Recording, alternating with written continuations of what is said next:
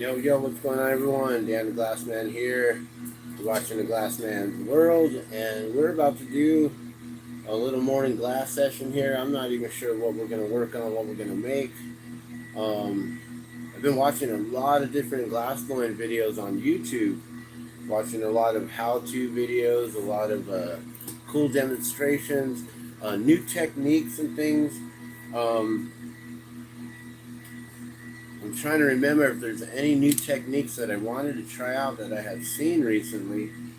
I know last night I was watching this one individual's how he was making jellyfish, and I thought it was pretty cool how he was making them by layering them. Although in his process he was trapping a lot of air bubbles, and so I don't know if I would want to do that way. But I could always try it out and see how it works out for me. Maybe I won't trap as many air bubbles as he is. But also, I don't know if I can make it as tiny as I would like. I don't know. I guess I could. Yeah.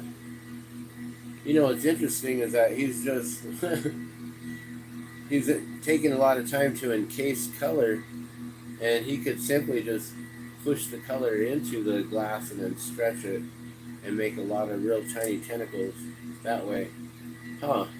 Like, should I try it? Maybe. But also, I was thinking, it'd be cool if I sit here and kind of talk about my own personal history of glass and what I remember of coming up here in Albuquerque, New Mexico, and learning glass and the whole Albuquerque, New Mexico glass scene and the history of glass right here in Albuquerque, in Duke City. So, before we get started, I'm going to play, I think we're going to play with this one here.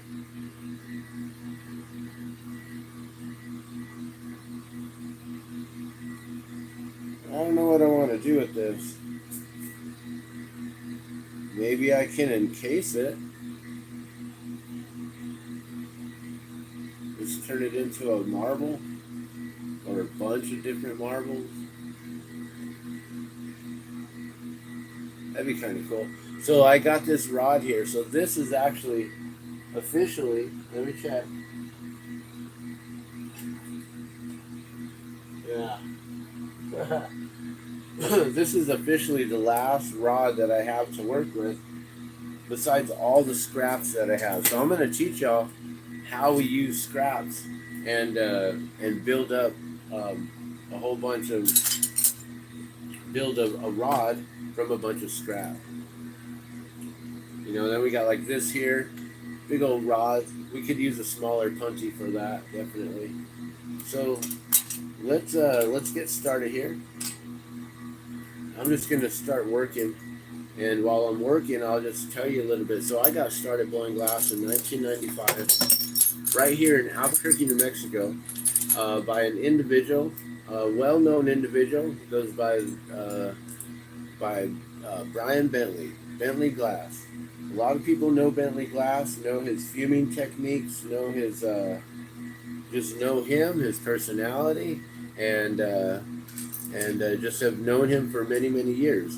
I don't know how many individuals he's taught, but I know I was his first student ever way back in 1995. He was taught by, I believe he was taught by a person named Red, who was taught by Bob Snodgrass. So if you understand who Bob Snodgrass is in the glassblowing community, then you can understand that our knowledge comes basically right down streamlined from Bob Snodgrass. So that's a really beautiful connection to have in the glassblowing world and community. And so Brian was taught by Red, who was taught by Bob Snodgrass. And then Brian, he moved back from Eugene, Oregon. That's where he learned. He was an apprentice up there for, I believe, half a year, 6 months or so. He was supposed to take a full-on apprenticeship for 1 year, and I believe it didn't. His stay up there in Eugene, Oregon, didn't last for that entire year. So he ended up moving back 6 months in, and with the knowledge that he had, he ended up moving in, and we became roommates. He ended up moving in with me, and we were roommates back in '95, and it was right around summertime because I remember I was working. I was working at Party City. Actually, I was a stock boy. I was stocking all the shelves and everything, and I learned how to do jewelry for a little while right after that. But in between that time of working at Party City and going to the jewelry place, I was actually learning how to blow glass. Started, I believe, in the summer of 1995. And so we were roommates at the time, and he basically told me that if I were to invest in the equipment, that he would teach me everything that he knew at that point in time, you know. And I don't know if he taught me everything, but he taught me all the major things that I needed to know to get started, and to really make to make some moves in the glass blowing community right away. And so I have to always give my thanks to Brian Bentley for him sharing that knowledge with me, and and then also for the person that I was with at the time, my first child's mother, Jen. Her father, David, David McHugh. I have to always give my thanks and gratitude to him as well, because he actually gave us a loan or gifted us funds in order for me to invest in the glass equipment to get started. And so I believe it was like, close to $1,000. I believe it was like $800 that he had gifted us and invested in us to help us with moving forward, and being able to give me a paradigm where I could raise our children, or well, at that time, our child, and and yeah, from that point on, I've been a glass blower since '95, and I was working as a jeweler at the time when I was really getting into glass, and that's when I pretty much quit working, and just I started working for myself. I quit working for anyone else, and that was a scary thing, was to jump from having a guaranteed steady paycheck every couple weeks to then, okay, we're gonna have to make sure that we work all the time and make items that people are going to like enough that they want to purchase, that they're going to want and desire. And so that's what I had to become and learn how to do, was to utilize my artistic skill. Before I was a glassblower, I learned how to do other mediums of art. I worked as doing drawings, paintings, tried to do a little bit of pottery and sculpture, photography, all kinds of different mediums, working with acrylic, working with watercolors, working with colored pencil, charcoal, black and white, pastels, all kinds of different canvases and things like that. And then moving into glass, which is a whole new art form that I had never experienced before in my life, and working with fire and learning how to mold and shape glass to get it so hot and heat it up that you can actually shape it, manipulate it, mold it into whichever form that you desire. I fell in love with it, and also right away I learned that the items that I was making, I could sell right away.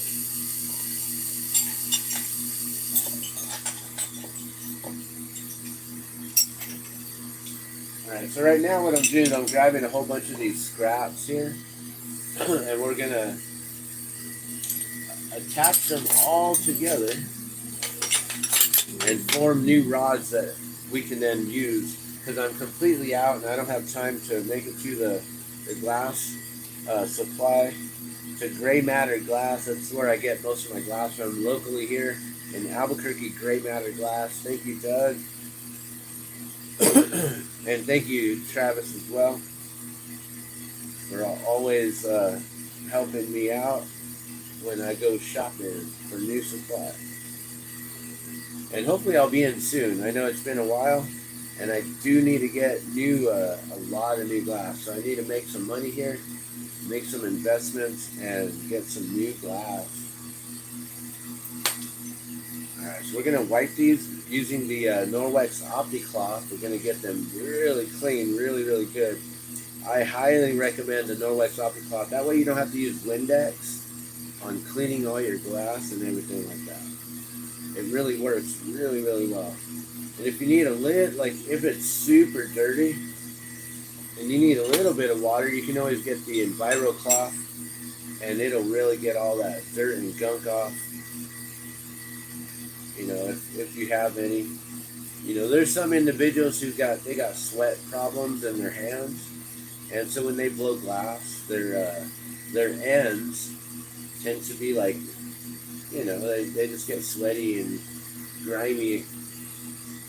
So, but I don't I don't have that issue. But yeah, I've taught individuals, and yeah, sometimes that occurs, and then you find out that your glass has got a little bit of grime and stuff.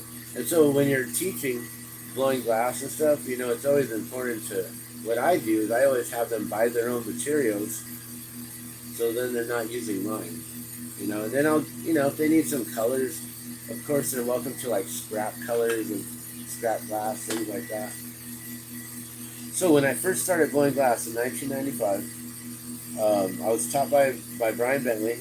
We went out, we had no idea where to get any supplies or anything, okay? So if you can imagine, he moves from Eugene, Oregon, right, where he's surrounded with some glass blowers in the studio, and he comes to Albuquerque where there's what we thought there was no other glass blowers. Like, who blows glass? Who does this, you know? No one makes anything. This was back before the whole pipe market, the smoking accessories, before it all blew up here in Albuquerque. You know, we're pretty known here for a lot of our work and a lot of our artists and the work that comes through Albuquerque. And so back in that time, we had no one to show us anything, and I only had Brian to go to follow and to listen and to learn from. And so we basically went out and we found a welding torch at a welding supply shop. We didn't know where to find any glass blowing torches, so we found a welding torch with a number 5 hole tip, so like a torch tip, and it had a number 5. I think that's like a 5mm opening. So then we had one flame coming out. This is a 12 port. It's got many ports on it. So it's a torch head with 12 little mini torches on it. So it really, really does heat up the glass really nicely. And we were using a Victor welding torch that we somehow figured out how to like get a hanger or something. We wired it to the table, and we had it somehow installed to the table instead of having a nice, a torch stand. This torch is like screwed into a torch stand, and it's all nice and everything.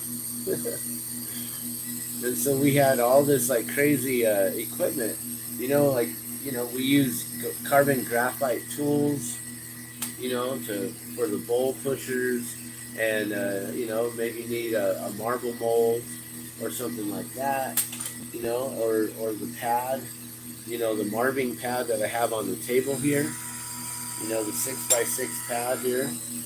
You know, I got that a long time ago when this was only like 30 bucks. Now try to find it for 30 bucks. That's how old I am, old school glassblower.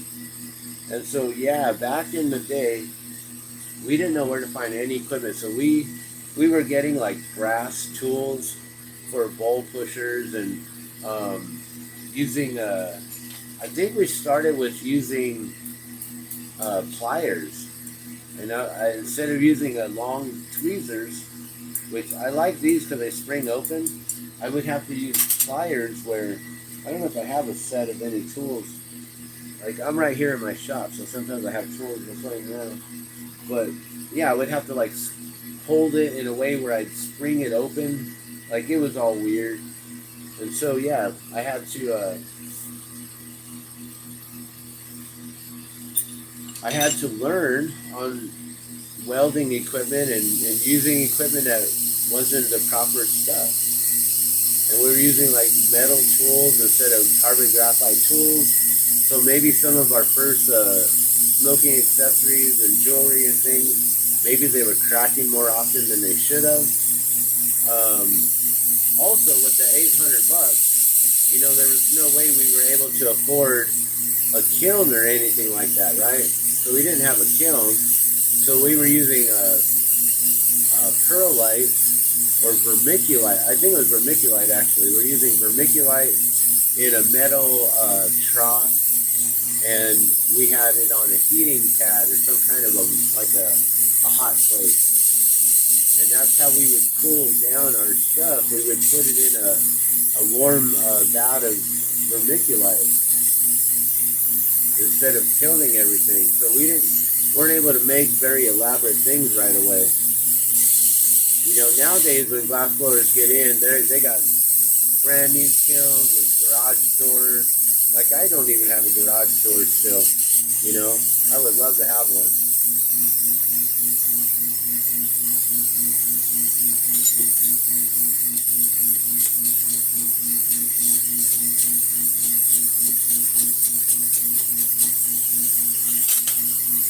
And so, yeah, back in the day, we didn't have anyone to tell us how to get glass blowing torches and tools or anything like that.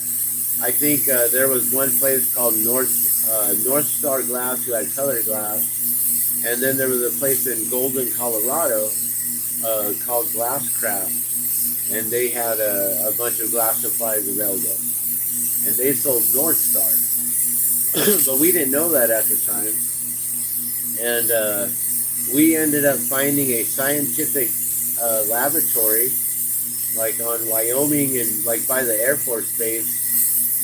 And the scientific laboratory, they sold pieces of glass. And it was like, you know, normally we buy 4 foot, 5 foot tall lengths of glass in clear rods and tubes. And then the color, you know, they're about 1.5 feet long usually. And so we were buying them in like chunks like 3 foot long or maybe 2 foot long, like half the rod or something like that. And they were selling it to us at ridiculous prices, like $30 for a little piece of tubing that eventually we found out was only 10 bucks, you know, for that same size tubing. And for a full size, not just half. So we were getting ripped off. And they were selling it to us at these astronomical rates, and we were still able to make glass and still make do with it somehow.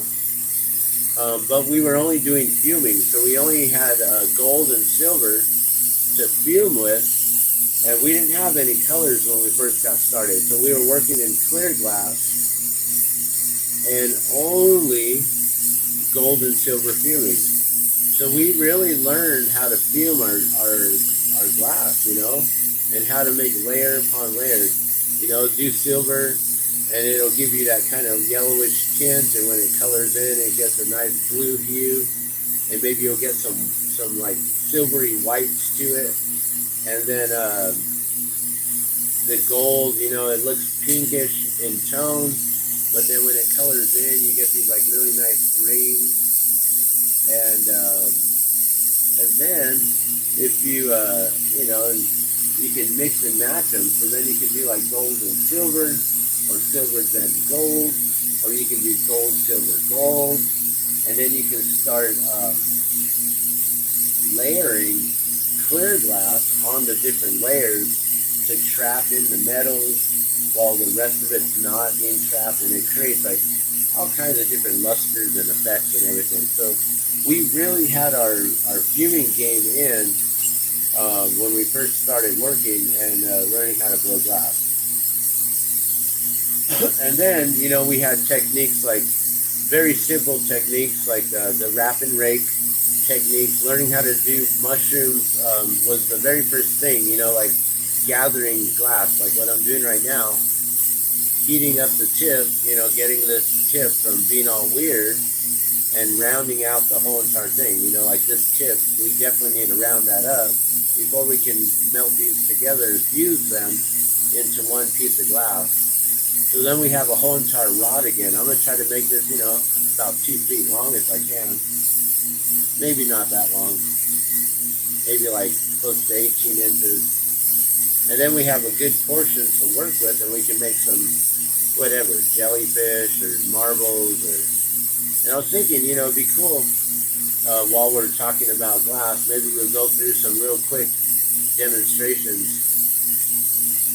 And so yeah, learning how to only work with clear glass before getting any color, and just doing fuming techniques and layer upon layer, that really brought our game up in the whole fuming and everything. And Brian Bentley, he became extremely known for his fuming techniques, and still to this day, after having his accident, losing his eye, he now blows glass with one eye. I don't know how he does it with his depth perception, or no lack of depth perception. He still can blow glass better than I do, and his fuming technique is just flawless, amazing. So my hat's off to you, brother. Thank you so much for everything you ever taught me, and all the stuff you still show me. Like, even though I'm not in your studio, I'm still watching your work, and I'm still picking up on some cool techniques that you're doing. And I love your tricks. And yeah, it's amazing when you learn how to fume and mess with the metals. And that's why we need the exhaust fan always running, is for safety. So that way we're not breathing in any metals. Also, the boron and the silicate within the glass here, you know, there's other compounds and elements within this borosilicate glass. And when we heat it up, we release the boron and the silica and the different particles that are within here. Everything that makes the borosilicate glass.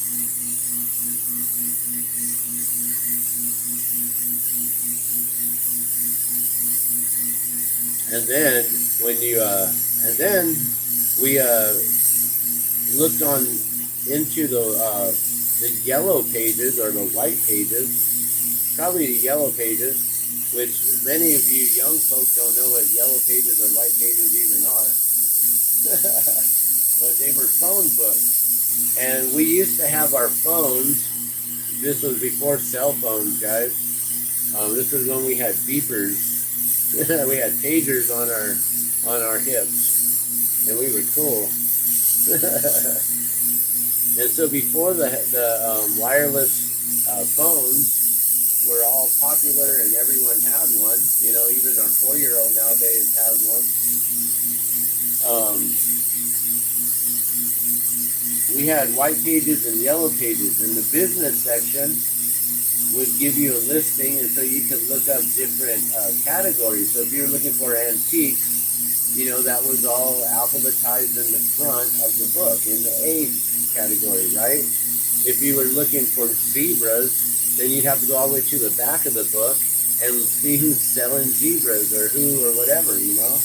And then in the middle, there's glass, right? So we look for glass blowers and glass supplies and things like that.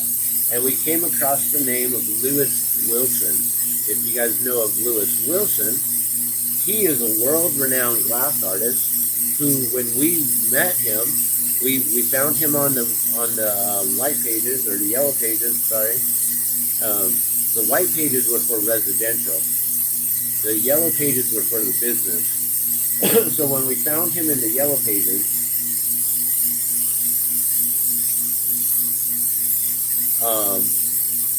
we called up the number that was listed there for, I believe it was listed for Crystal Myth Glass. And he had a glass blowing business, Crystal Myth Glass. Oh, there's something there. We might save this one. That one looks like it's got some jellyfish material in there. And so he invited us over to his workspace, which was basically his home studio. So we got invited to his home studio, which was like somewhere off of, like, I don't know, Carlisle and Comanche or Candelaria or somewhere over there. I don't remember. But we went to his home, and I remember we entered through the side yard and into the back. I don't know if that was like in a back studio or back garage or what he had back there. And we walk in, and this gentleman is on the torch making this huge dancing, a native eagle dancer, basically. And so he had the wings on him, and you know, like 8-foot long expansion on the wings with the torso, like, you know, he was making this big old thing. And we're making little trinkets and little smoking accessories, you know. And this guy's over here got a full-on sculpted man with feathers on as a eagle dancer, you know, from one of the local pueblos here in New Mexico. And so we walk in seeing that, like, oh my gosh. He gets to a point where he can then put it in the kiln and put it away. And actually, you know, when he was working, I think he said that he had a pile of scrap glass. Because we were looking for colors. We called him up looking for colored glass. And he actually turned us on to a pile of colored scrap glass that he had. And he said, help yourself. Like, whatever you see right there, go on ahead and take some colors and utilize that. And then you can then find out what colors you want to work with. And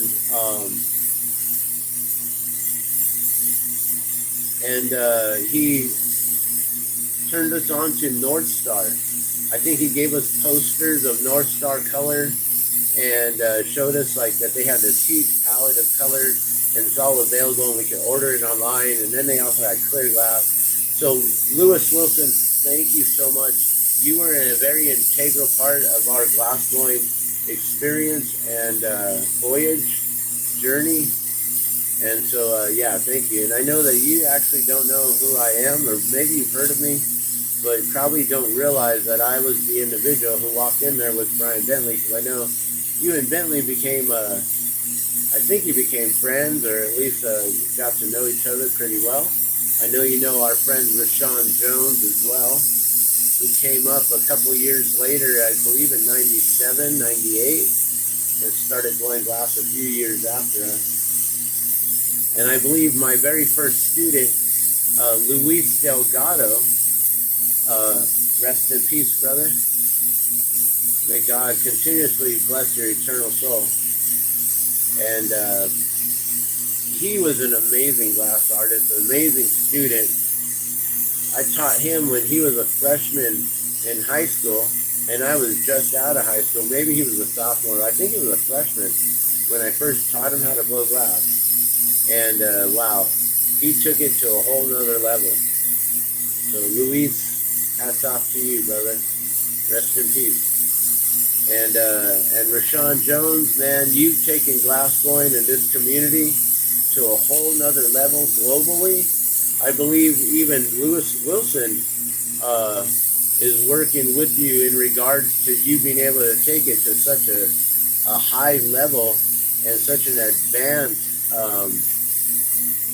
showcase of glass. Being able to go to around the world and to be able to host different events or to be able to work and do live demonstrations, to be able to be invited to do live demonstrations around the world. Brother, my hat's off to you. You have taken this to an extremely new level. Amazing, amazing. And so, yeah, I've been in this community for a really long time. I've seen a lot of amazing glass blowers come up here. So when we first started blowing glass, there was only Lewis Wilson, who had been blowing glass for probably 30 years. I believe at one point in his life he worked at Disney World in Florida, and he was making all the little Disney figurines, all the little glass Mickey Mouses, and all the you know, the like Snow White's castle.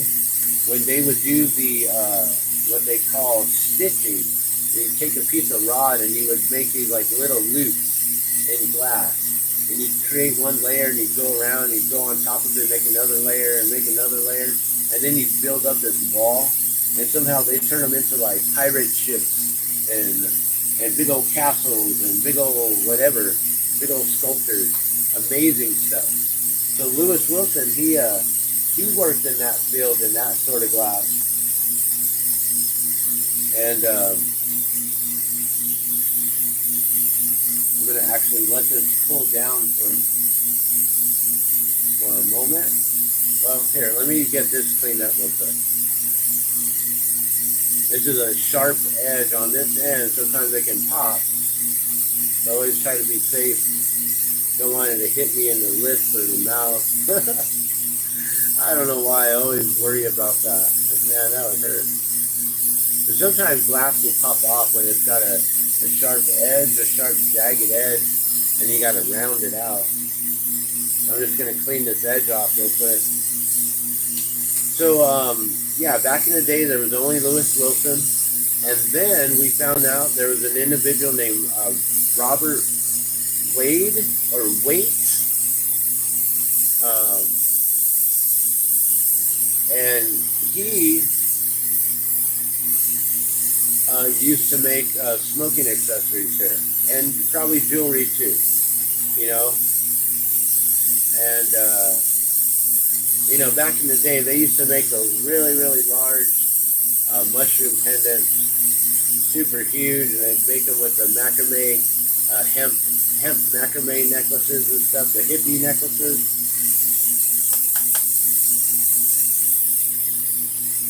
And I don't know if he was part of the Grateful Dead scene or anything like that, but it seemed like some of the glass blowing community was part of that scene of, you know, the Deadheads and individuals like that. You know, the first time I ever saw glass was in Denver, Colorado, when I lived up there in like, I think it was like 94, 95.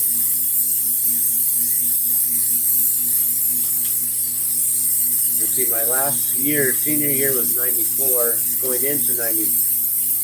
I was supposed to graduate in 94, but I didn't, so I went to school, continued going in 94, 95, yeah. So around that time, I had seen my very first case of glass. Someone had a rifle case, and they opened it up at a party that we were at in Denver, Colorado, and it was full of all these like little smoking accessories, you know, all these pieces, spoon pipes, Sherlocks, hammers, bubblers, different things like that.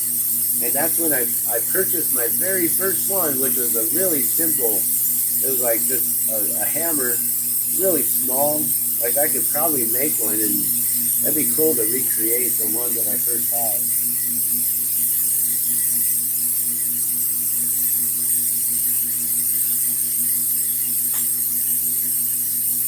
Alright, I'm going to get this other piece of glass. I'm going to make another rod. So we already got one rod here that we can work. See that? So we now have a new rod to work from our scrap glass. We're going to make this last one here about as long. And it's got to be careful not to touch the hot part.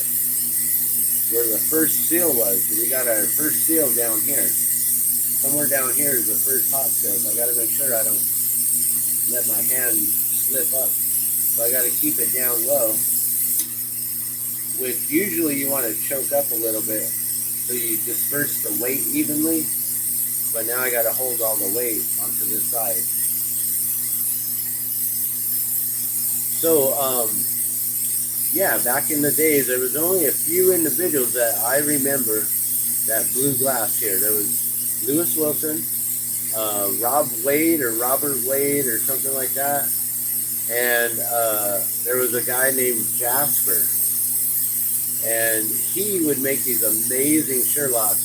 And I believe he would only come through on tour and travel when the bands would come through. And he made these beautiful fumed Sherlocks, amazing pieces of glass. And those were the only three individuals that I knew at that time that blew glass, besides me and Brian Bentley. So Brian would be the fourth individual here in Albuquerque. After those, and I don't know if you can say that Jasper was an Albuquerque glassblower, because I believe that he was actually from Oregon or Washington and would come down and bring his Sherlocks from up there. So really, it was just this guy named Rob Wade and Lewis Wilson. And Lewis Wilson's daughter, Jennifer Wilson, who was also there that first day that we met Lewis at the home studio. And she was also working on something which might have been a paperweight with a frog or something like that. I don't remember 100%, but I do believe she was working on paperweights at that time.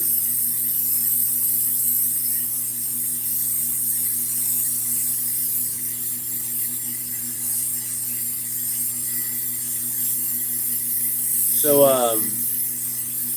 yeah, back in those days, Lewis Wilson, he used to host an event called the world's best bead and glass show. And so he'd get all these people with their beads and their glass together, and they do live demonstrations of glass blowing.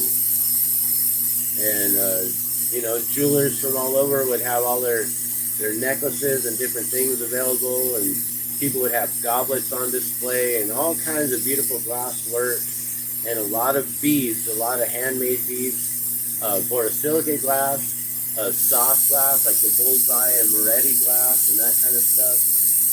And yeah, it was a really, really cool time in the glassblowing community, glassblowing world, of then finding individuals from around the world who were other glassblowers. And I think that's when the Albuquerque glassblowing scene really started to come together and take off. It was after a few of us started teaching other individuals some of our knowledge. You know, and I don't remember teaching too many. I know there was another individual, Sean Rubio, who came in for a while. And I was living with him actually in '99. So I thought I was going to move to California and take my glassblowing with me and be there for Y2K. And I ended up selling everything, and I moved in with him for a month.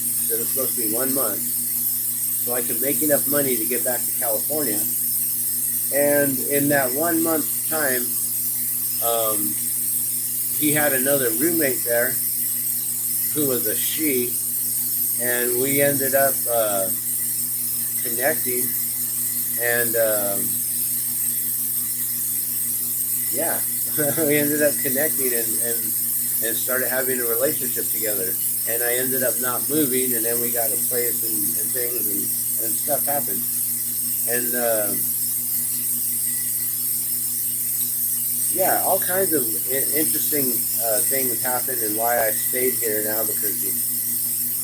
So then, let's see. You know, in '99, I thought I was going to go out there to California. I actually did go to California, and I worked there for some time with an individual named Nancy Lopez.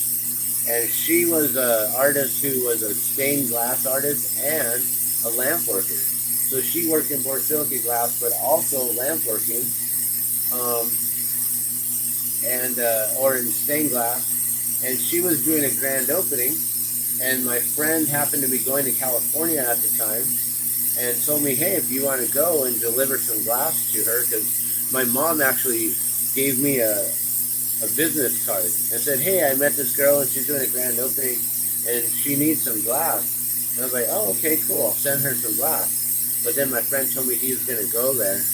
And so I ended up going out there to California, and I worked with Nancy Lopez, and I probably taught her some things. And she taught me how to do stained glass, which was really cool.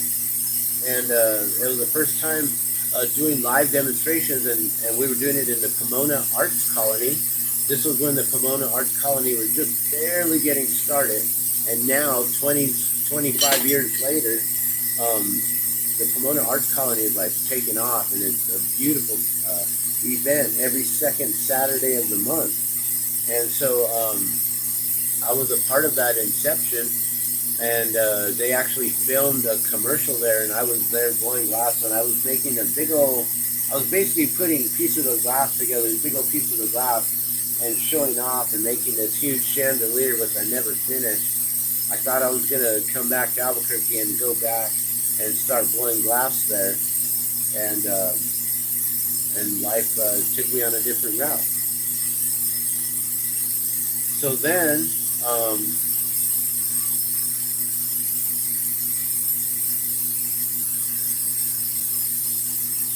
let's see. I learned how to do a lot of the basic stuff, and then I learned a lot of my techniques from the Lewis Wilson videos. So back in the day, he had these videos called um, I don't know, a lamp working 1, lamp working 2, how to make beads, how to make bracelets, things like that. So then I learned how to do like little tiny things, detail work and stuff like that, and yeah, and that was really cool.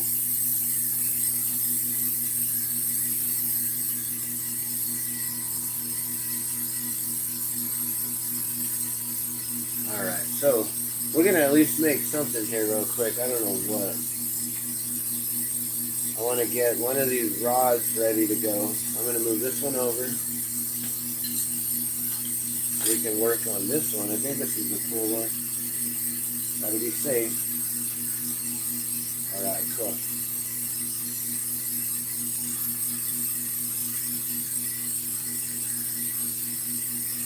So then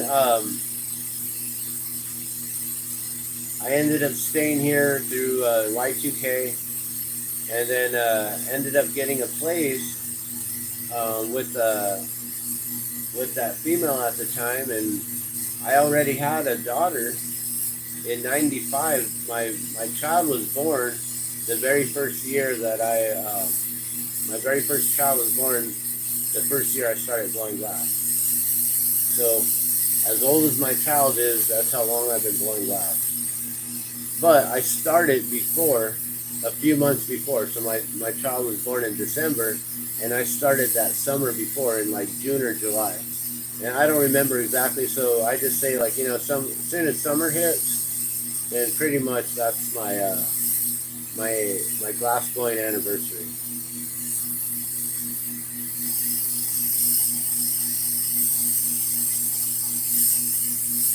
So I ended up blowing glass in another spot. I moved from that studio.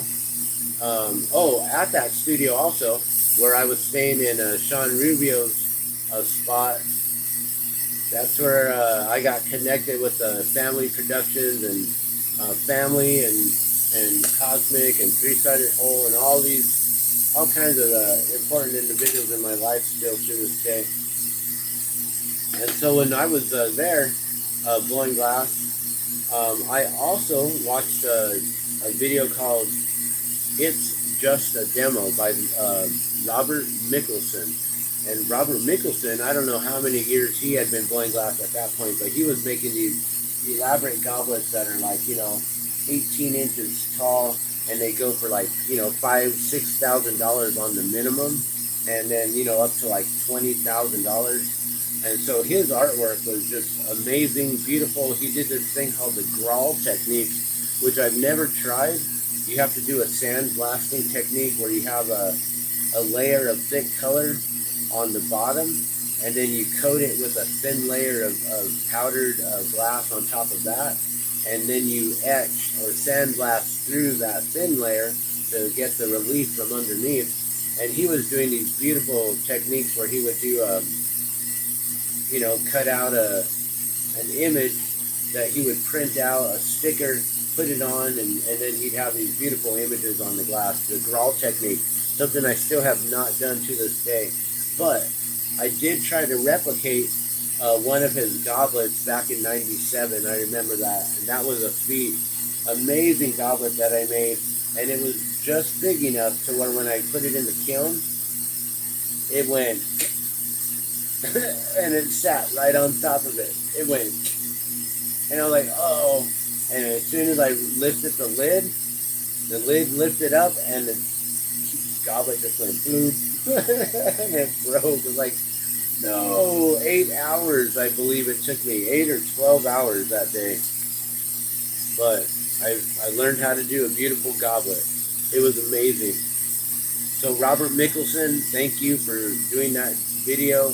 Lewis Wilson, thank you for making those videos. Also in those videos was the O'Grady's brothers, Kevin and George O'Grady. And I have learned so much stuff from you guys and your bead work, your bead techniques on the mandrels, as well as the bracelets and making glass bracelets, which I'm showing you silver. But yeah, I haven't made glass bracelets in forever. I probably should. No one makes glass bracelets anymore.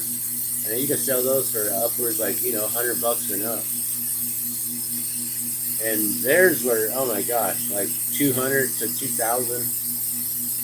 So let's get started here. I'm going to make me a jellyfish. I don't know if I'm probably going to make just a jellyfish pendant.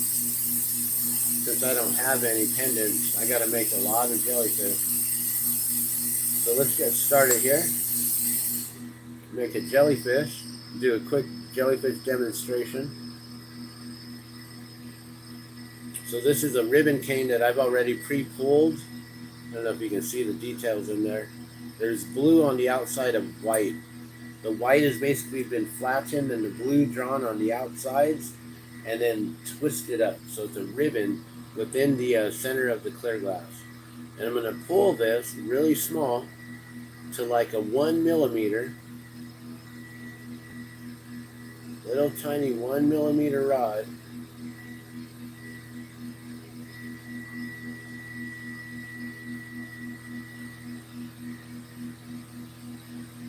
Like that, on top of like a 3 to 4 millimeter rod. So I pulled out my 2 different sizes right there. I'm going to cut off the smaller one. Alright, there we go. Okay, so what I've done is I've created this little tiny stringer here. And we got this other one right here is pulled a little thinner right on the tip. We're going to draw this little skinny stuff on top of there. And that's how you're going to have tentacles coming out from the sides around the main center one. There's usually like a bigger center one, especially on the, the Man-O-War jellies that are like in the Atlantic. So maybe that's kind of what I'm always trying to mimic.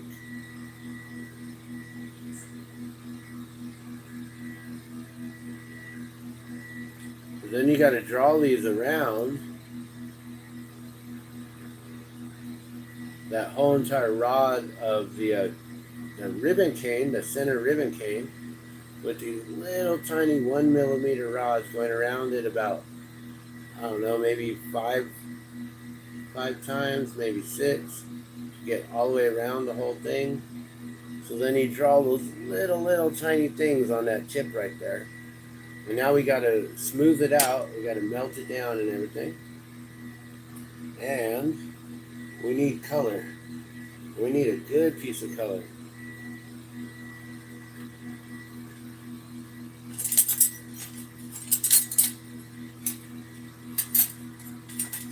We just moved all our color over, so now I'm like trying to find the dark multi. Where'd you go?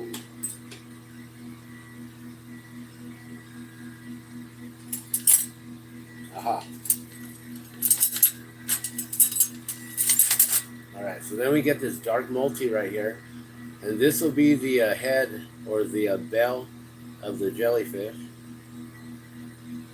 And very soon I'm going to try to get you guys a better demonstration where we can zoom into the flame and everything, and you can really see what I'm doing here. And from the angle right above me or from the side to where you can really see what's going on with this and all the detail work that I'm putting into the jellyfish or into anything else that I'm making.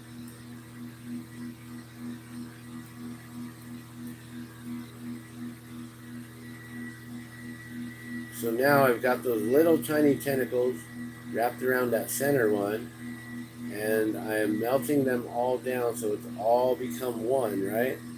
But it's rounded, so I have to give it a little bit of a pull, and I figure I might as well use the color that I'm going to use for the bell for the pull. So I'm going to heat up this color here, and we're going to heat up that what the jellyfish tentacles are supposed to be here. Attach that color, give it a slight pull to straighten it out.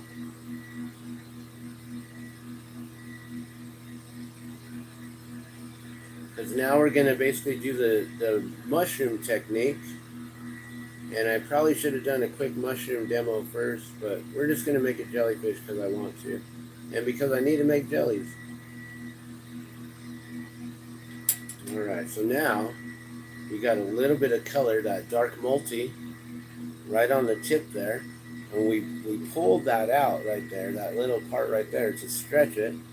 And we're going to then put this whole little piece right here that's on the tip of the rest of this is all a ribbon cane. We're not going to use all of it, just that one little portion of it.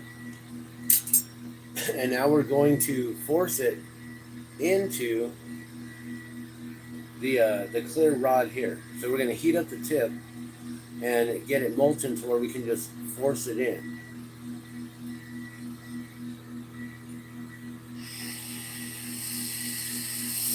So we're going to push it directly into the center, and it's going to go into the molten glass, and then it's going to hit the part that's not molten. It's going to have nowhere to go, and basically that glass, as you're pushing it in, it kind of reverts back on itself and it forms into a mushroom.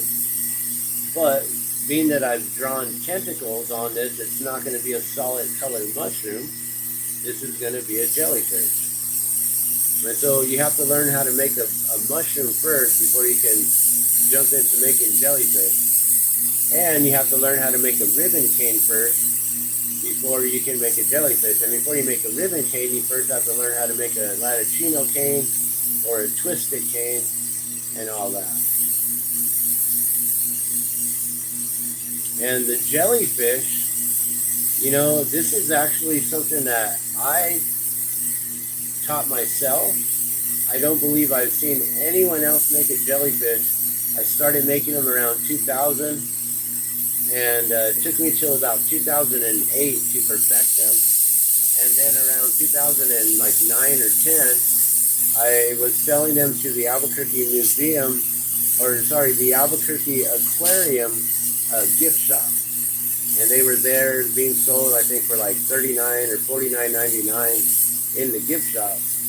And I was wholesaling them, I think, for like $10, which I still wholesale to this day if you're interested. Or they're $30 each, and usually locally here, if you find me or run into me when I'm selling at a market or something, I'll probably let them go for, you know, just $20, not worry about all that change and everything. All right, so then I cut it off. Those tentacles are all been pushed in there.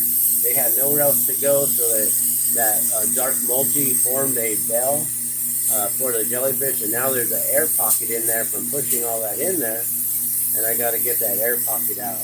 So I use gravity, I use the heat, I use the torch, I use the glass to basically allow the glass to get molten, start squeezing. It's going to basically collapse on itself through gravity. Every time I'm rotating this, that molten glass gets a little smaller and smaller on the inside. It collapses on itself, and as long as I heat it up in the right place, it'll collapse that air bubble out of there. It'll force the air out, collapse the glass onto the tentacles and that stem that's left over underneath the bell. And as long as I do this right, I won't trap any air bubbles in there. This technique I find is a lot better than the one I watched last night, where the gentleman was building up the tentacles around and then layering clear glass upon clear glass and making a lot of tiny air bubbles all over and throughout the whole thing. And eventually those air bubbles, you know, they can distort what you're trying to go for. So now, I do believe I have the best, the cleanest, and the smallest jellyfish in the world. I don't know, you can be a judge for yourself. But it should come in here in a minute, and it'll be glowing hot. I don't know if you'll be able to see all the details of the tentacles because it's glowing so much. Probably not till it cools down. But it looks like, you know, just a mushroom.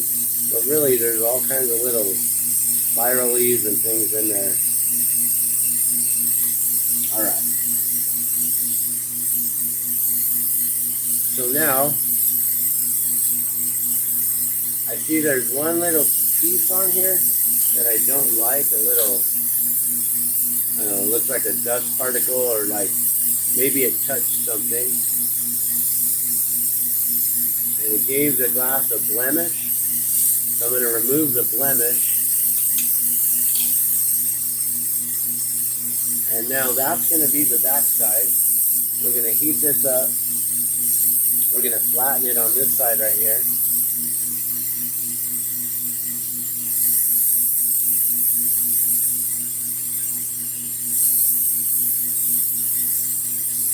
So I try to heat just the bottom portion, going from the side angle, skimming off the side of the glass, and then boom, push it onto the pad, which you probably can't see. So then I flatten it on one side on my pad on the table.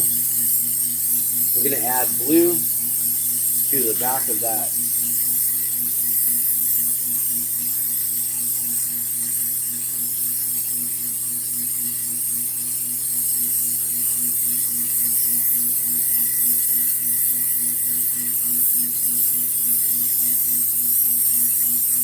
I've got this really cool brand new black adventuring color. I'm wondering, maybe I could play with a few of these and put some black background, because, you know, in the depth of the ocean where the light isn't there, it is dark black and scary. I don't know if you guys have ever gone snorkeling or scuba diving and been been out there a little bit further than you should go. But once the beach and the coast drops off, and you feel that dark coldness of water, and you look into the vast beyond of nothingness, and you realize there's sharks out there, you swim back real quick. At least that's what I did out there in Hawaii, in Oahu, Waikiki.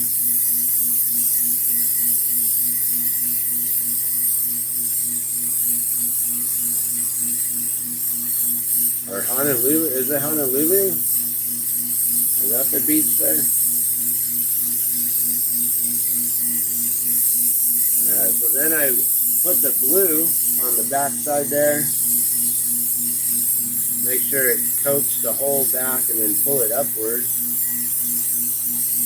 That way I can color towards the behind the loop. When I pull the loop to the pendant, I also want that blue to travel up with it. So now it's got a background. It's just clear on the side, but when you look at it straight on, it's got a cobalt blue background now. And maybe I can turn the camera around so it can focus in and get a better zoom for you, a better detail on what the tentacles and everything look like.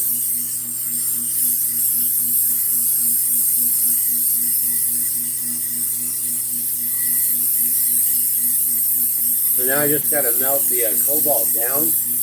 As you can see, it's like completely just hanging off there. So we now have to fuse it all together, all one glass now.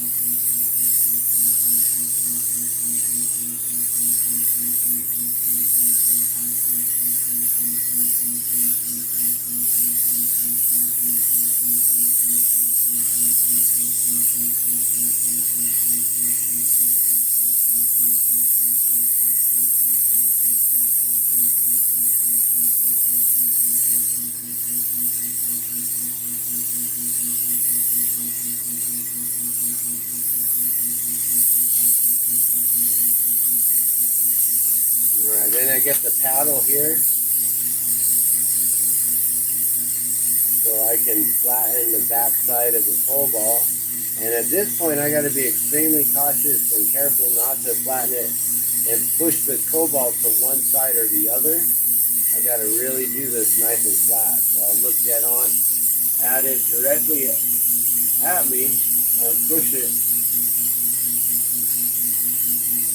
like that.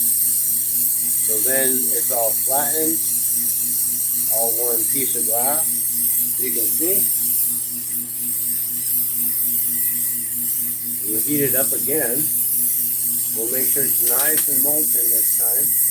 We'll get that whole bottom portion. We're going to make sure that the cobalt is completely fused in all one. And then I'm going to flatten it again on the pad on the table, on the marving pad. In between, we're going to sandwich it in between the paddle and the pad and mash it down, and that's going to help to make this pendant really large, a lot wider, a lot bigger, and it's going to just make the jellyfish pop a lot more. We'll just make sure this bottom is nice and all one, all fused together.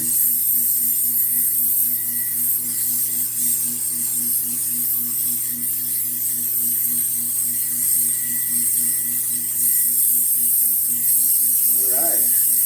And then we make sure that goes nice and flat. Put the paddle right on top.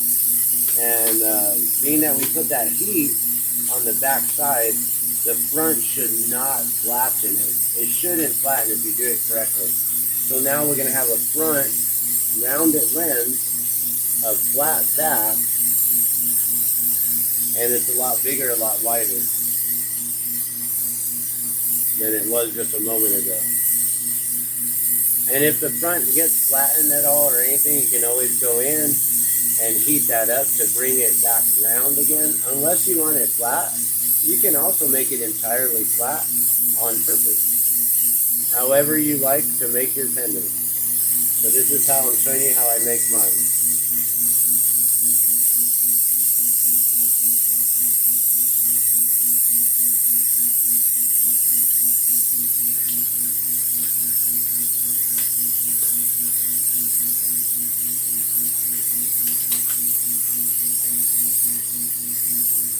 And I think I will hit that front just a little bit, just to make sure.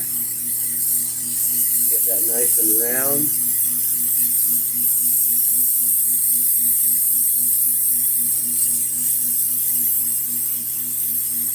All right, and let's see. Is there anything else that I can add to the history of glass here in Albuquerque?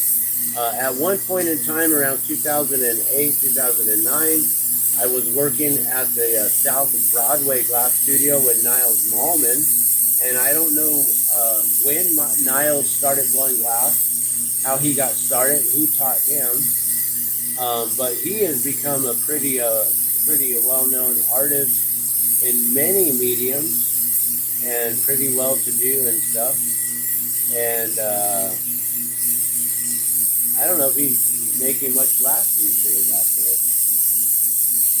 I heard that he's actually investing in glass and investing in businesses and doing some other cool things.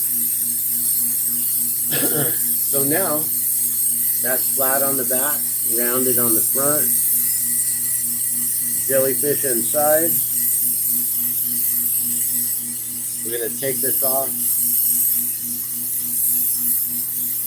And the other thing about the jellyfish I watched last night, that one came out really large because he had to build it up so much and so many times. Whereas mine, I feel like I can make them so tiny. I've been able to make a 16 millimeter, 16 and a half millimeter, between 16 and 17 millimeter marbles for the official marble races. And, you know, they're regulated. They can't be any bigger than 17 millimeter, and they're not supposed to be smaller than like 15 and a half. 16 is what they said would be good for racers. And so, yeah, 16 and a half millimeter marbles that are jellyfish. I don't know anyone else who's able to make jellyfish as small and as detailed as I do. And that's why they were always selling out at the Albuquerque Aquarium gift shop. And I really wish I hadn't lost that account. But around that time of 2010, I then created the world's first glass drip tips for electronic cigarettes. And that's controversial because some people said they made them before I did, and it's like, well, I got them on the world market before everyone else did. So I made the world's first glass drip tips. They might have made their own first glass drip tips, but I made the world's first and had them available on the market through the ethig.com with an old high school buddy of mine, John Vesey, and the ethig.com. And we had a business partnership for a while, and GardunoGlass started to make ethig accessories and things through the ethig.com. And then we had a falling out where he didn't want to pay me up front anymore. He wanted me to send him the product first. I was like, no, sir, that's not how it works. And I ended up keeping all the supplies and everything I had made for him, all the products, and I opened up CosmicGlass.com that day. And he became my best competition. And then let's see, what else can I add?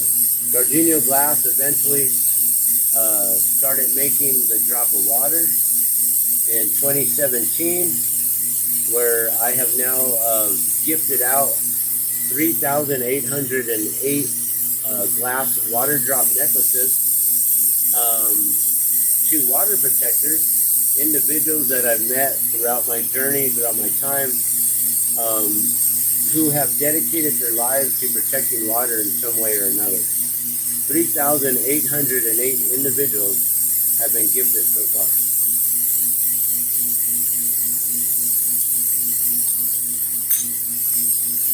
And that's been going on ever since Standing Rock in 2017. We were invited to the Gathering of Nations powwow here in Albuquerque, New Mexico, through my friends at Acoma Pueblo, and they invited me to be part of the ceremony there. And they asked the council who invited them to be part of the buffalo dance there, the special presentation of the buffalo dance, which was to honor the water protectors, to honor Standing Rock, to honor the water, to honor the buffalo. And that these individuals were asked to be part of this special presentation of the buffalo dance. And they then asked special permission to wear the drop of water, which was then to be a symbol for their prayers and for clean drinking water for all. So this is the jellyfish here. Like I said, let me see if I can turn this around to give you a little bit better focus and detail on it real quick. And then you can see those tentacles around there.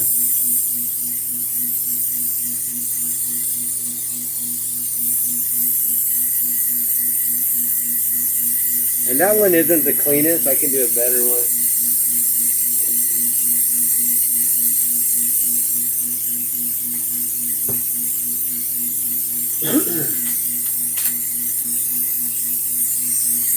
So yeah, let's maybe make a better one real quick. What else can I add to the story? So let's see, the Dropper Water was formed. GardunoGlass Studios was then created into One Drop Studio, where I was then focusing on making water drops, and I thought that I was going to then start apprenticing a bunch of water protectors, so they would then have a way to make money by selling the drop of water. Basically selling me the drop of water at $2 each, and then I would then wholesale it at $5, and we would retail it around the world for 10. And no water protector besides Orlando Cruz took me up on learning how to make them. He ended up going into a whole different field of artwork, and now he's doing jewelry, which is amazing. So I really pray that his journey on and his artwork is extremely successful in all that he does. And I thank him for helping me to gift out many of the 3,008 water drops that have been gifted. You know, without him, a lot of those probably wouldn't have gotten as big or become as world renowned as it has. You know, so now there's a lot of people around the world who know Dan the Glassman, know GardunoGlass, and know the Drop of Water. Specifically know the Drop of Water. 3,808 of them have been gifted around the world to many individuals, but we've also sold probably for every one we've gifted, we've probably sold one. So let's say we sold 3,808 since 2017. That's probably fair to say. I really don't know. I never kept track. I just kept track of how many we were gifting, because that was what was the most important.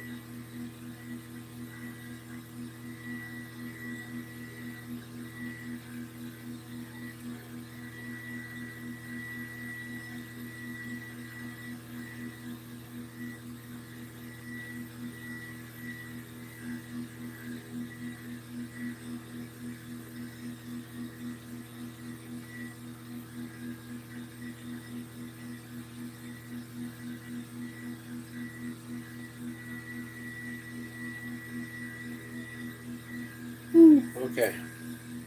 Sorry, when I'm doing a little tiny drawing, little tiny detail work, I have to kind of hold my breath. Okay.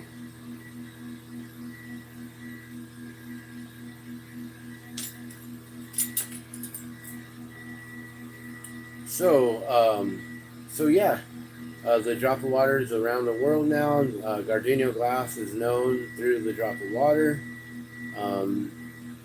On Facebook, I've created all kinds of different entities, or basically product pages for trademarking certain lines of product that I've made and that GardunoGlass has become known for throughout the years, such as glass jellyfish jewelry. You can find that page on Facebook. You can find GardunoGlass on Facebook, GardunoGlass Studios on Facebook, the UFO Pipe on Facebook, the Drop of Water on Facebook. Like I said, I've basically branded out GardunoGlass into many different entities or products.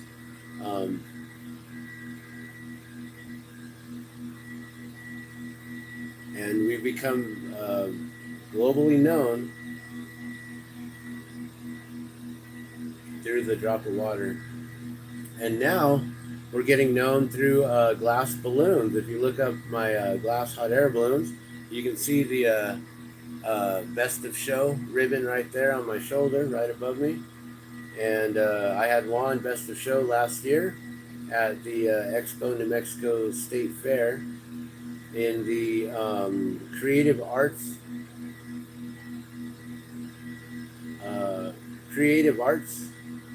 competition, I guess.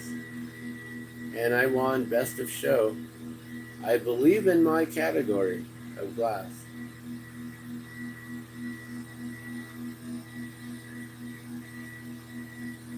And then there was a lot of first place winners, and I think that maybe what they had was like first place in glass jewelry, first place in stained glass, first place in glass sculpture, first place in this and that.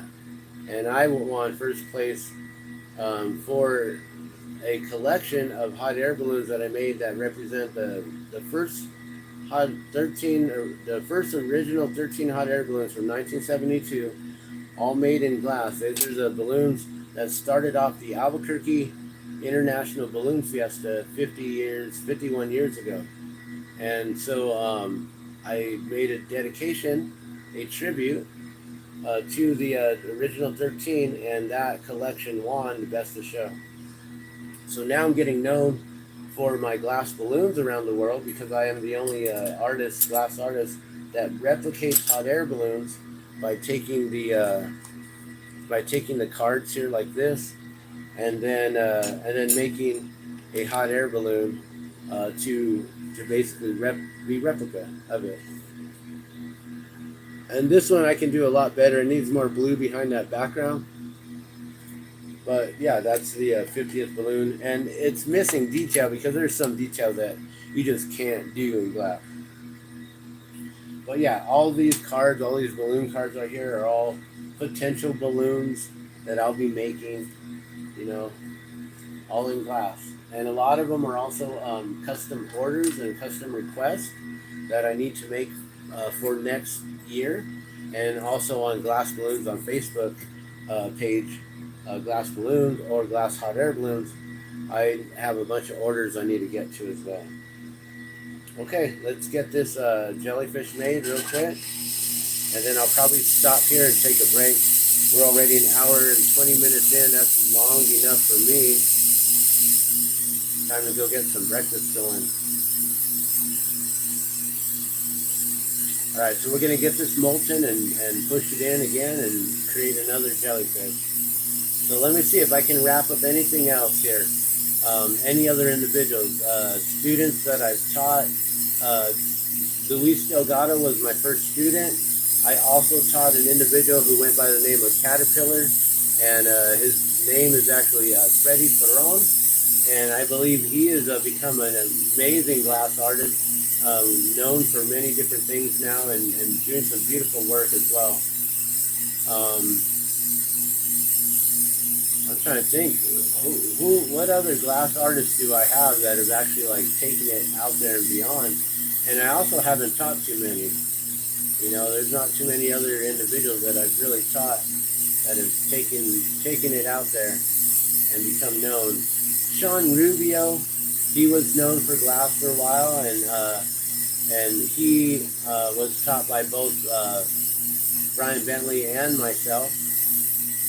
Rashawn Jones was taught by Luis Delgado, my first student, and I kind of gave him a little bit of pointers and things here and there, but not much, But he watched us blowing glass and got a lot of our tips and tricks and techniques, and also sitting there with Luis, he learned a lot as well through him, through us. So Rashawn is also in the lineage of Bob Snodgrass, whether he knows it or not. I don't know if he knows that or realizes that. There's a lot of amazing glass blowers out there these days. There's so many, too many that I can keep track of here in Albuquerque.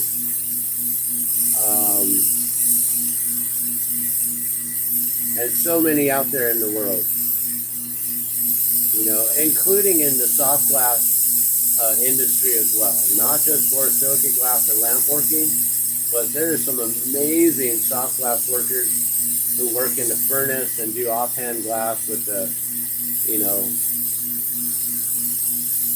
using the furnaces and the glory holes and using the horse, the workhorses and all that stuff. It's amazing what they do, and they work as a team, and that's hard to do. You know, I know exactly what I want to do, how I want to move this and shape it and sculpt it. They have to direct someone, spin it a little faster, a little more steady. Don't bump it. Okay, stop. You know, like doing all that. You have to direct someone in spinning it. Okay, spin it the other way, spin it the other way at the same speed, constant, consistent. Okay, reverse the spin, spin it the other way, spin it the other way. Okay, spin it the other way now. You know, you have to constantly be telling someone instead of just doing it on your own. I prefer to work here by myself. It's nice. I've actually only worked in a couple studios. You know, I worked with Brian Bentley, of course, when he first taught me. We started out in a barn next to his horses, his dad's horses, in Los Lunas, New Mexico. And then eventually my dad, who was working with the movers, the moving companies, he was able to get this big old crate that they use for shipping. You know, when you move, you can sometimes ship your stuff in these big old 4x8x8 crates, kind of like these wooden boxes. And he got me one of those that we then had a studio set up in the backyard where we were living together. So we didn't have to travel all the way to Los Lunas in order to blow glass. And then we brought the studio inside eventually, I believe, or something, I don't know. Or maybe that was first and then we took it outside and made it, I don't know exactly how we did it. But it worked. And we become pretty well renowned.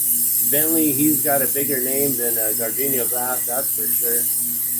And, you know, like I said, I haven't worked with many individuals. I haven't taught very many individuals. And usually kept to myself and just worked in my own studio. Because a lot of times glass blowers, all they want to talk about is glass. And for me, that just got old because I had so many other things that I wanted to talk about.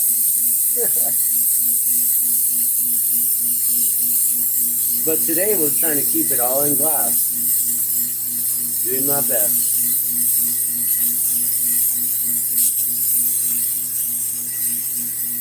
So let's see, what else? Del Chihuly, an amazing soft glass artist who, you know, is very inspirational. A lot of Venetian glass, very inspirational. You know, without the soft glass, lamp working wouldn't have the techniques that it knows about and things. And then I'm sure we probably brought in some new techniques that they're probably testing and trying now. Like, whoa, if you can do that with the torch, maybe we could do that with the furnace.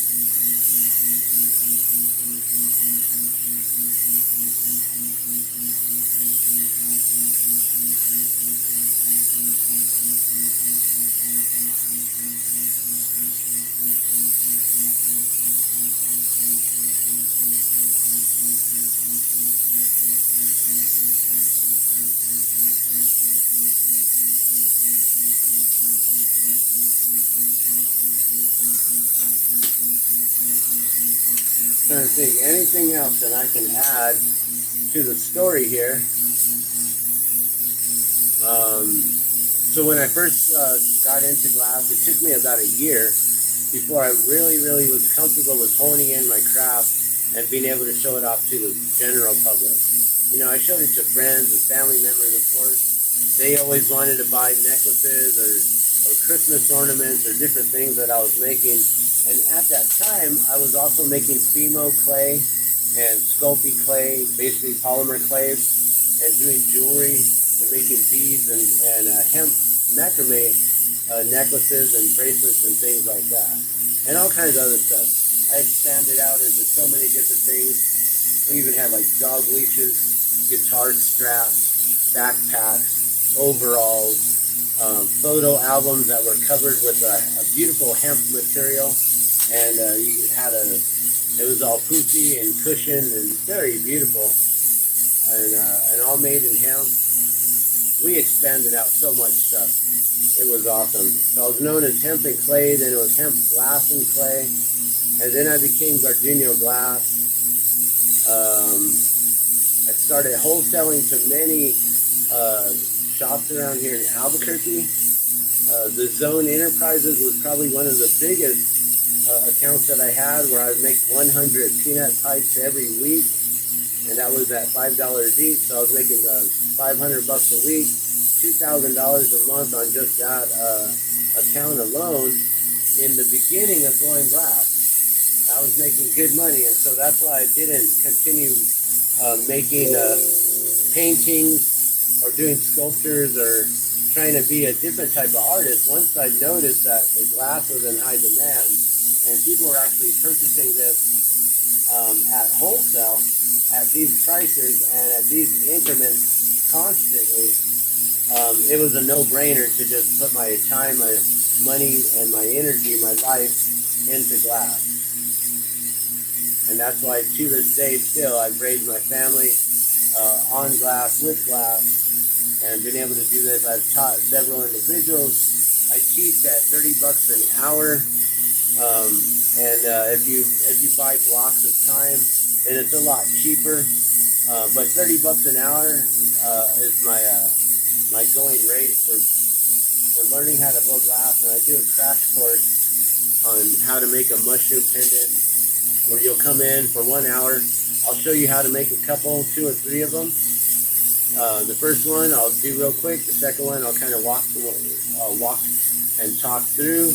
The third one I'll really like make it, but point out the details and things that you really need to focus on doing to make yours come out.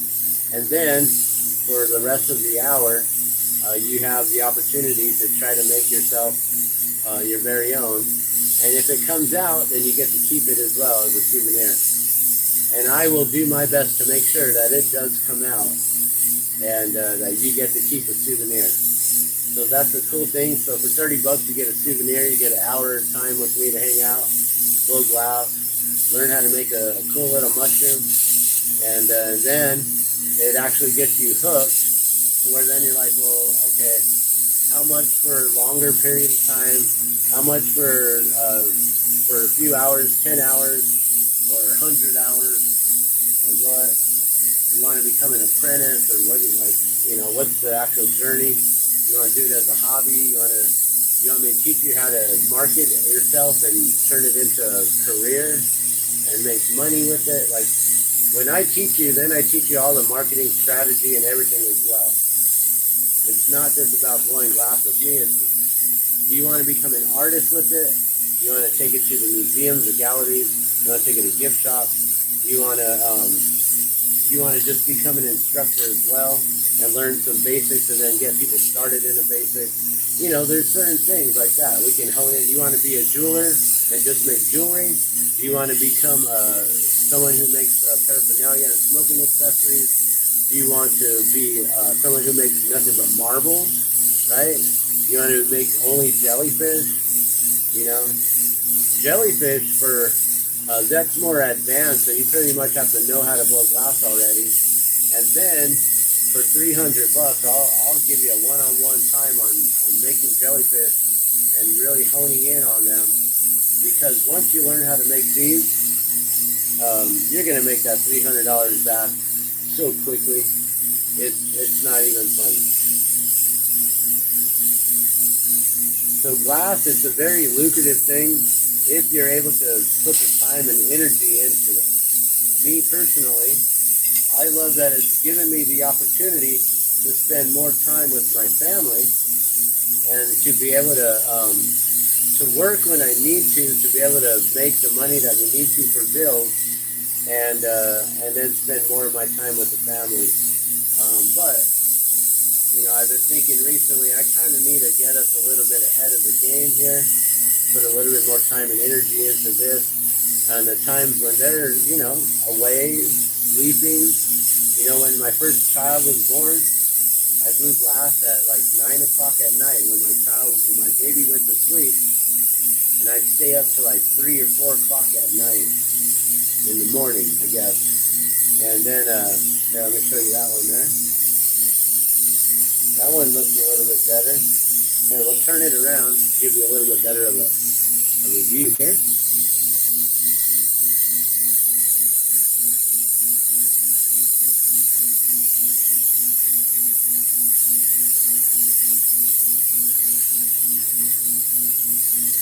Come on, zoom in. Trying to get everything in the background.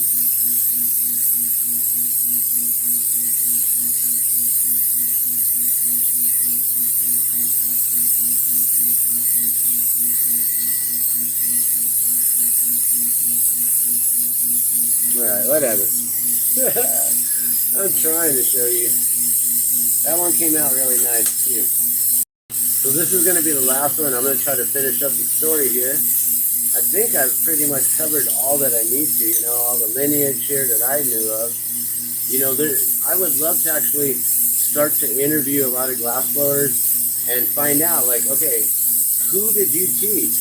Or who were you taught by? If we don't know, maybe we can find out, like, oh, you were also taught by Brian Bentley, or oh, you were taught by one of my students, like, oh, Luis Delgado taught you, or, something like that.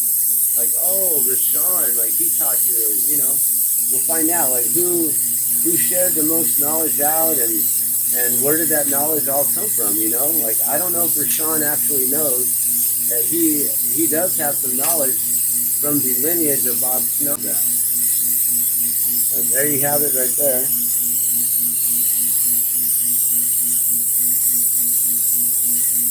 It ain't gonna zoom in any better, but there's a jelly right there. I should have been pushed in a little bit more still, but that's all right. That works.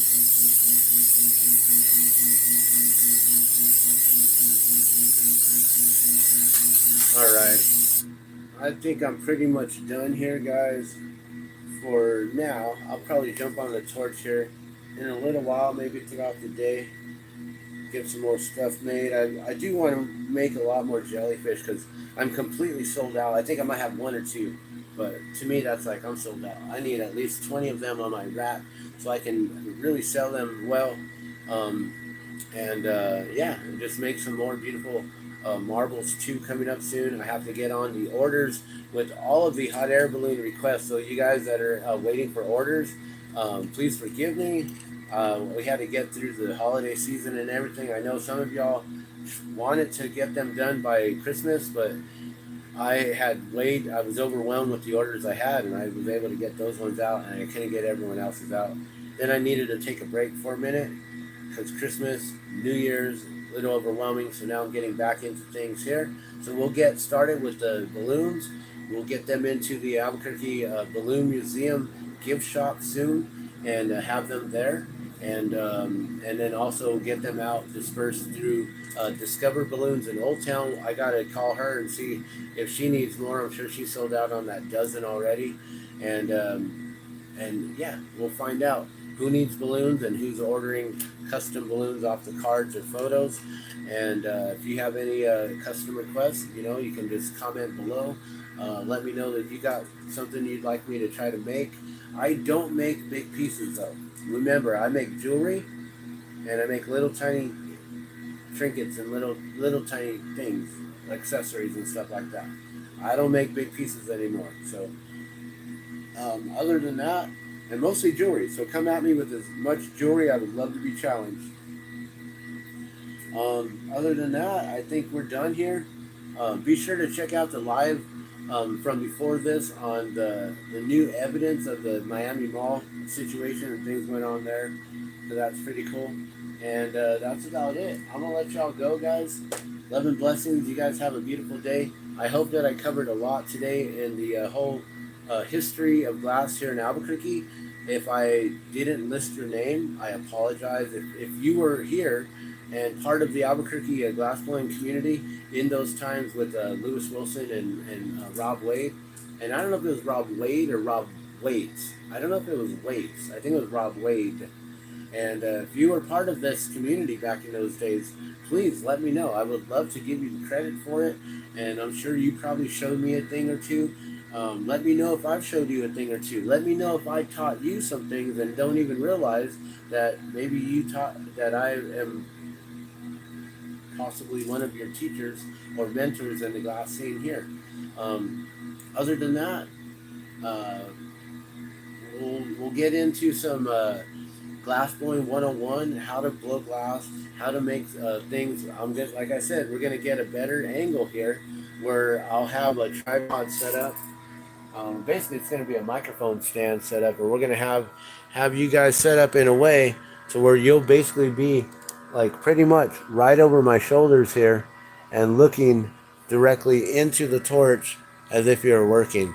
I don't think I could set it up.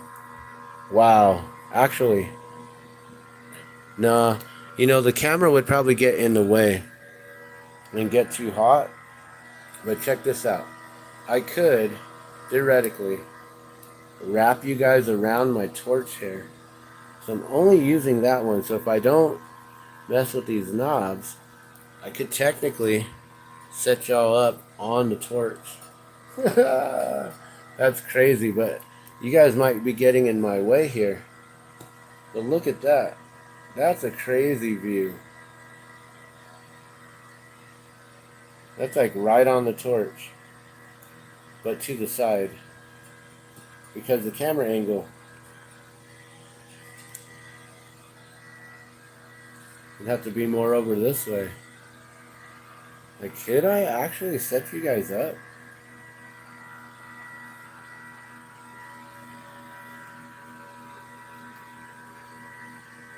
But then you wouldn't really be able to see everything.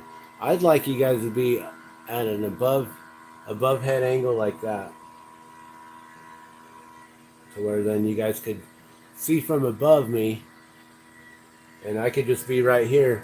I don't know if my head would be getting in the way though from time to time. You know, I might have to go a little bit higher, something like that.